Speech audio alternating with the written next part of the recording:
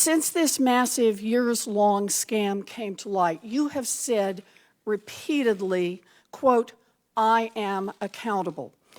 But what have you actually done to hold yourself accountable? Have you resigned as CEO or chairman of Wells Fargo? The board, I serve at Have you resigned? No, I've not. All right. Have you returned one nickel of the millions of dollars that you were paid while this scam was going on? The board will take care of that. Have you returned one nickel of the money you earned while this scam was going on? And the board will do... I will take that as a no then. Have you fired a single senior executive? And by that, I don't mean a regional manager or a branch manager. I'm asking about the people who actually led your community banking division or your compliance division. We've made a change in our regional, to lead our regional bank. I just said, I'm not asking about regional managers. I'm not asking about branch managers. I'm asking if you have fired senior management, the people who actually led community banking division, who oversaw this fraud, or the compliance division that was in charge of making sure that the bank complied with the law. Carrie Toll said... Did you fire No. any of those people? No. Okay. So you haven't resigned.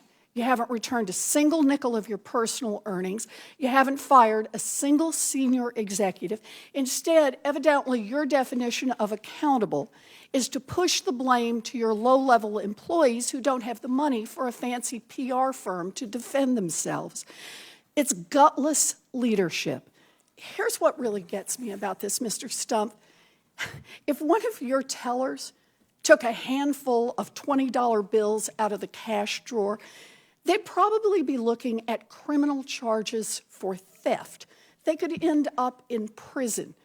But you squeezed your employees to the breaking point so they would cheat customers and you could drive up the value of your stock and put hundreds of millions of dollars in your own pocket.